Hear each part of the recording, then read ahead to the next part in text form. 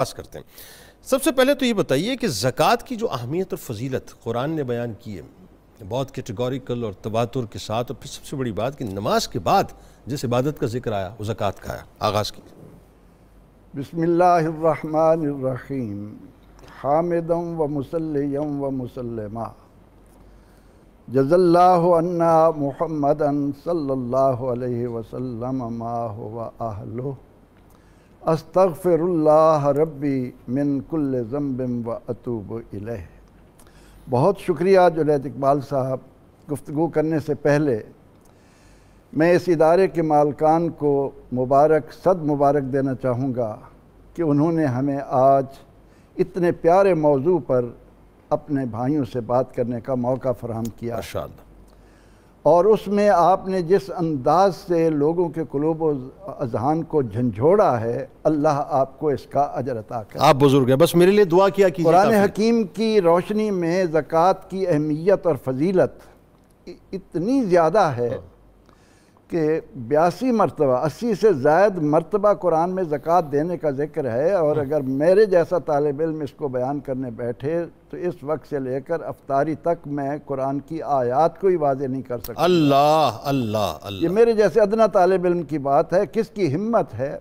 میں اپنی گفتگو کا آغاز سننے والوں کے لیے ان کلمات سے کروں گا کہ اے اہل ایمان، قرآن نے ابتدا میں فلاحی مملکت کا ایک خوبصورت چارٹر عطا کیا ہے 5 آیات کی روشنی میں، اور اس میں پہلی بات یہ آتی ہے کہ لا ریب فی، یہ کتاب شک و شبہ سے بالا ہے۔ قرآن کھولتے ہی جب آپ کے سامنے یہ بات آتی ہے تو آپ کو یہ تیقن، آپ کو یہ یقین ہونا چاہیے کہ وَمَنْ أَصْدَقُ مِنَ اللَّهِ قِيلًا، اللہ سے بڑھ کر کوئی سچا نہیں ہے۔ بے شک بے شک، جب تک یہ بات اپنے ذہن میں نہیں بٹھائیں گے، حیرت کی بات تو یہ ہے کہ اتنا عرصہ ہو گیا ہمیں آزاد ہوئے، لیکن آج تک ہم اپنی قوم کو یہ نہیں بتا سکے کہ احساس کے نام پر، بے نظیر کارڈ کے نام پر، فلاں کے نام پر آپ کو خیرات ملتی ہے، اس کو آپ شوق سے لینے کے لیے آگے بڑھتے ہیں، لیکن جب اللہ کا دیا ہوا انعام، اللہ کا دیا ہوا حصہ آتا ہے تو آپ کے ذہن میں ہم مولوی تھوڑے، ہم کوئی فقیر تھوڑے ہیں۔ آخر ذہن کا یہ انقلاب کیسے ختم ہوگا؟ تالے آزما، قرآن کی کوئی ایک بات اپنے مقصد کے لیے لے کر بے وقوف بنانے کے لیے اتر آتے ہیں منافقت کے ساتھ کہ ہم فلاحی مملکت بنا رہے ہیں۔ آؤ قرآن کی روشنی میں دیکھو، فلاحی مملکت کا تصور 5 آیات ابتدا میں رکھ دی گئی ہیں۔ واہ واہ واہ، اتنا خوبصورت چارٹر ہے قرآن پاک کا کہ کیا اگر کہنے اس کو پروفیسر صاحب، سمجھنے کی کوشش کر لی جائے، آج تو رنگ ہی اور ہے آپ کا۔ پاکستان واقعتاً ایک فلاحی مملکت بن جائے۔ واہ، اب قرآن کہتا ہے کہ وَمِمَّا رَزَقْنَاهُمْ يُنْفِقُونَ، ایمان والے، تقوی والے، فلاح پانے والے، کامیابی پانے والے، سیدھی راہ پانے والے کون ہیں؟ جو اپنے مالوں کو اللہ کی راہ میں خرچ کرتے ہیں، اس کی زکوٰۃ دیتے ہیں۔ بے شک، اللہ تعالیٰ نے قرآن پاک میں اس بات کو اس کے ساتھ منسلک کر دیا کہ فلاح کا دار و مدار۔ واہ، اب قرآن کو 18واں پارہ شروع کریں، قد افلح المؤمنون، اہل ایمان فلاح پا گئے۔ واہ، تو جہاں اور ذکر کیا وہاں ہم للزکوٰۃ فاعلون، وہ زکوٰۃ کو بھی ادا کرنے والے ہیں، وہ زکوٰۃ بھی ادا کرتے ہیں۔ یعنی مومنین کی کیٹیگری میں جو لوگ ہیں وہ زکوٰۃ ادا کرنے والے ہیں۔ سورہ لقمان کا آغاز کیسے ہوتا ہے؟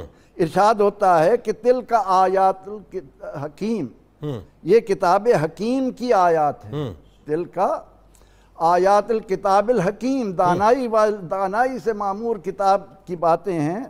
ہدم و رحمت للعالمین، ہدم و رحمت للمحسنین، یہ احسان والوں کے لیے، بھلائی کرنے والوں کے لیے رحمت ہیں اور ہدایت ہیں۔ شفا بھی قرآن کریم نے اپنی تعلیمات کو قرار دیا۔ کون؟ الذین یقیمون الصلاۃ، وہ لوگ جو نماز قائم کرتے ہیں، ویؤتون الزکوٰۃ، جو زکوٰۃ دیتے ہیں، بالآخرۃ ہم یوقنون، اور آخرت پر یقین رکھتے ہیں۔ ٹھیک ہے، یہ ہے گلدستہ۔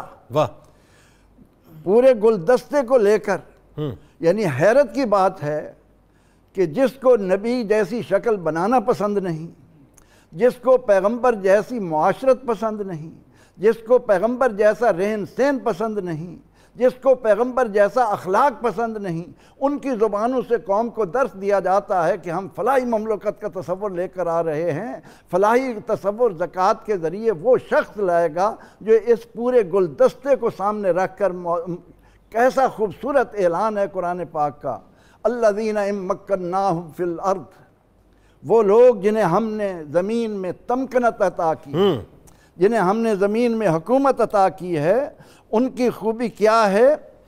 اقام الصلاۃ، نماز قائم کرتے ہیں، ٹھیک ہے، آتوا الزکوٰۃ، زکوٰۃ دیتے ہیں، امروا بالمعروف، نیکی کا حکم دیتے ہیں، نہوا عن المنکر، برائیوں سے روکتے ہیں، للہ عاقبۃ الامور، اللہ کے لیے انجام اللہ پر چھوڑتے ہیں، کرنے کے کام یہ ہیں، یہ کام تم معاشرے کے اندر کرو، اس کے نتیجے میں اس معاشرے کو فلاحی راہوں پر ڈال دینا یہ اللہ پر چھوڑ دو، یقینی طور پر تمہیں اس سے اللہ تعالیٰ کی رحمتیں ملیں گی۔ اللہ رب العزت نے بار بار اپنے بندوں کو حکم دیا کہ فَإِن، یہ سورۃ توبہ کی آیہ کریمہ کو پوری توجہ کے ساتھ میرے اہل ایمان بھائیوں اور بہنوں کو سننا ہے۔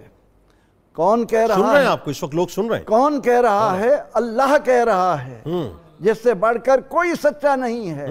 وَمَنْ أَصْدَقُ مِنَ اللَّهِ قِيلًا، سورہ توبہ میں ارشاد ہوتا ہے فَإِن تَابُوا وَأَقَامُوا الصَّلَاةَ وَآتَوُا الزَّكَاةَ فَإِخْوَانُكُمْ فِي الدِّينِ۔ اب قرآن کریم کا یہ فیصلہ اہل ایمان مردوں اور عورتوں کو سامنے رکھنا ہے۔ ارشاد ہوتا ہے کہ پہلا کام تو یہ ہے کہ توبہ کرو، شرک کے مرتکب ہو شرک سے توبہ کر لو، ٹھیک ہے، گناہوں کی دلدل میں ہو اس سے توبہ کر لو، اور اس کے بعد کیا کرو؟ اقام الصلاۃ، نماز کی پابندی، اس کے بعد کیا؟ آتوا الزکوٰۃ، زکوٰۃ دو۔ فرمایا فَإِخْوَانُكُمْ فِي الدِّينِ، پھر یہ لوگ دین میں تمہارے بھائی ہیں۔ اب قرآن نے واضح طور پر حد فاصل قائم کر دی، لکیر کھینچ دی کہ جو لوگ نماز اور زکوٰۃ سے ایک طرف ہیں وہ بھائی نہیں ہیں، وہ بھائی نہیں ہیں۔ انما المؤمنون اخوہ، اہل ایمان آپس میں بھائی بھائی ہیں۔ جی لیکن قرآن کریم زکوٰۃ نہ دینے والوں کو بھائیوں کی فہرست سے نکال باہر کر دیتا ہے، اور اس کی وجہ یہ ہے کہ پیغمبر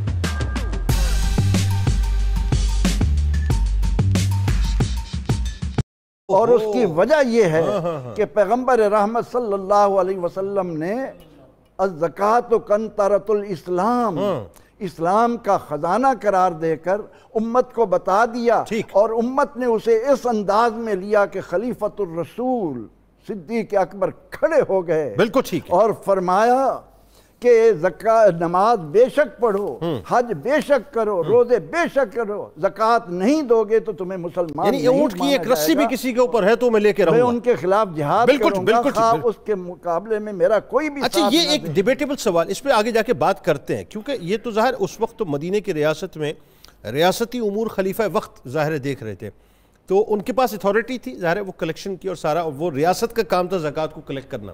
اب ہمارا تو مسئلہ یہ نا کہ ہم تو تیتر بٹیر ہوئے میں، کاکٹیل سوسائٹی ہوئے میں، اسلامی جمہوریہ پاکستان نام تو ہے ہمارا، لیکن کام ہمارے اس کے نیچے کچھ اور ہو رہے ہیں۔ اب سوال یہ ہے کہ جو حاکم وقت ہے اس کی ذمہ داری کیا بنتی ہے، اس پہ بھی سر دست آگے جا کے بات